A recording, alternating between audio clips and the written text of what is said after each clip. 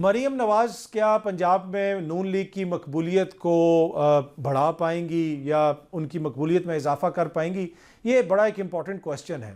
अब देख लें मीडिया की हद तक, इश्तिहारात की हद तक तो उनकी मकबूलियत आसमानों को छू रही है। वो तो किसी बैरून दौरे पे भी जाएं तो 10-10 वीडियोस दिन में आती हैं।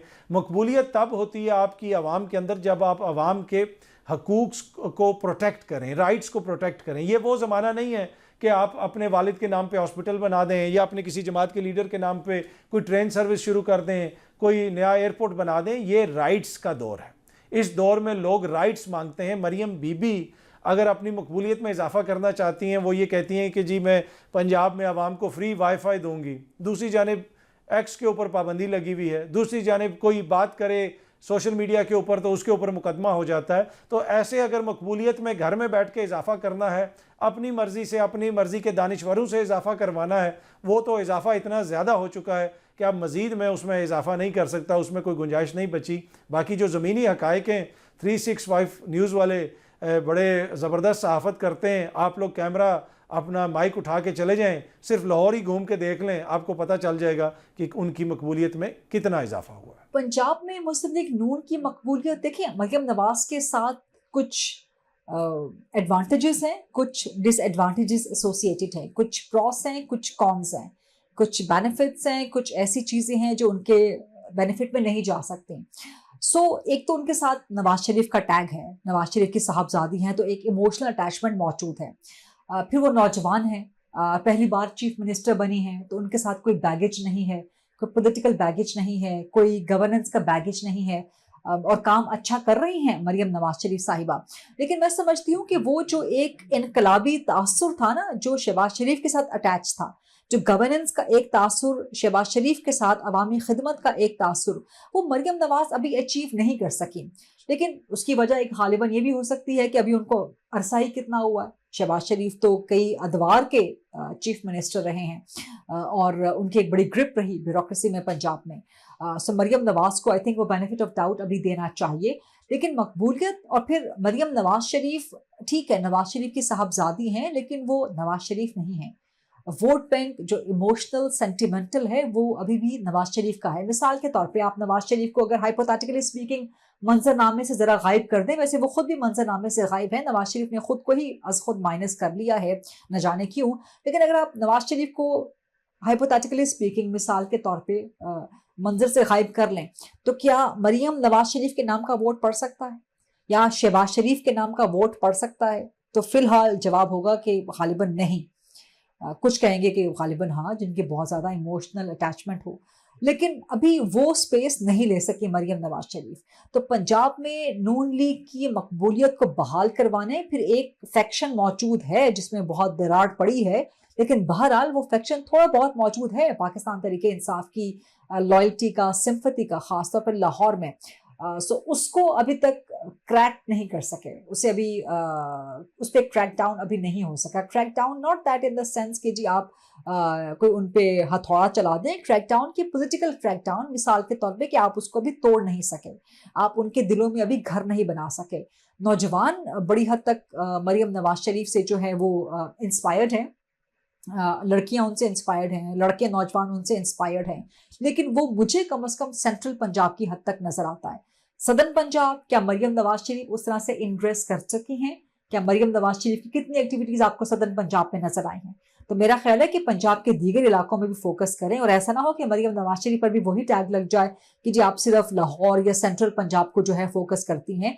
तो इसमें अभी वक्त लगेगा मरियम नवाज शरीफ को पंजाब में नून लीग की मकबूलियत को रीस्टोर करवाने में, और इसमें नवाज शरीफ का बहुत किरदार हो सकता है, लेकिन वो अपने किरदार को खुद ही माइनस कर बैठे हैं, न जाने क्यों। टफ काम है, कोशिश कर रही हैं, वो नज़र आ रहा है उनकी एक साल में हमें नज़र आता है कि कुछ काम हुए, स्पेशली मेरे नज़दीक। बाकी छोड़ दें, 2-3 बड़े अहम काम हैं जो हुए हैं, जो लोग भी अप्रिशिएट कर रहे हैं।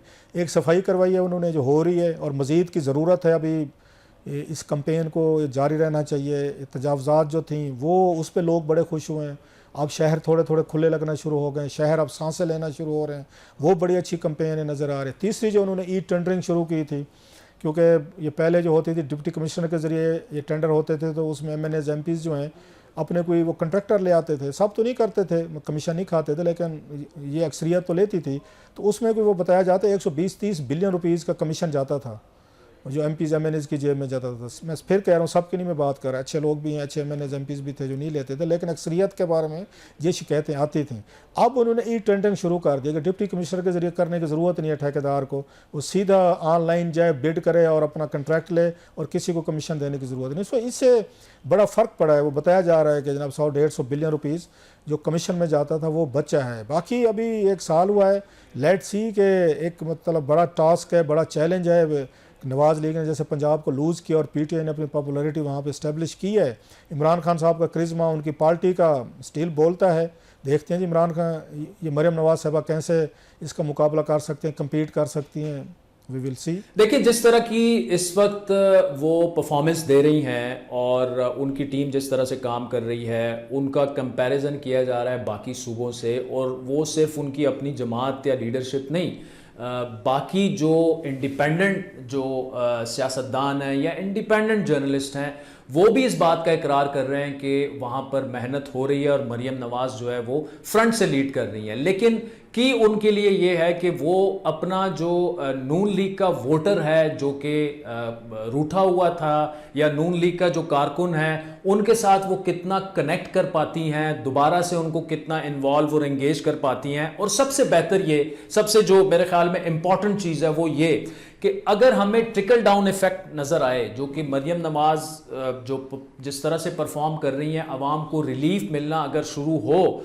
और ग्राउंड लेवल पर मुस्लिम लीग नून की मकबूलियत जो है वो बिल्कुल पंजाब की वो सबसे बड़ी सियासी जमात रही है, अभी भी बहुत बड़ी वो सियासी जमात है, तो दोबारा से मकबूलियत के उस उरूज पर मरियम नवाज़ में कैपेबिलिटी है कि वो पहुंचा सकती हैं। लेकिन उसमें ये है कि उनकी परफॉर्मेंस इसी तरह जारी रहे और अवाम फिर ये कहें कि बिल्कुल मरियम नवाज़ जो हैं वो उस्मान बुज़दार से 100 टाइम्स बेटर हैं when it comes to performance. ये राय आपने जानी। अब सवाल ये भी है कि पाकिस्तान पीपल्स पार्टी और मुस्लिम लीग नून का जो एक ज़बरदस्ती का इत्तेहाद है, मैं ज़बरदस्ती का इसलिए कहता हूं कि ये आपको पता है एक गैर फितरी इत्तेहाद है, ये कब तक चलेगा?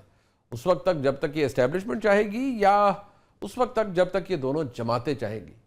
लेकिन इसका जवाब आप लेंगे एक ब्रेक के बाद। हमारे साथ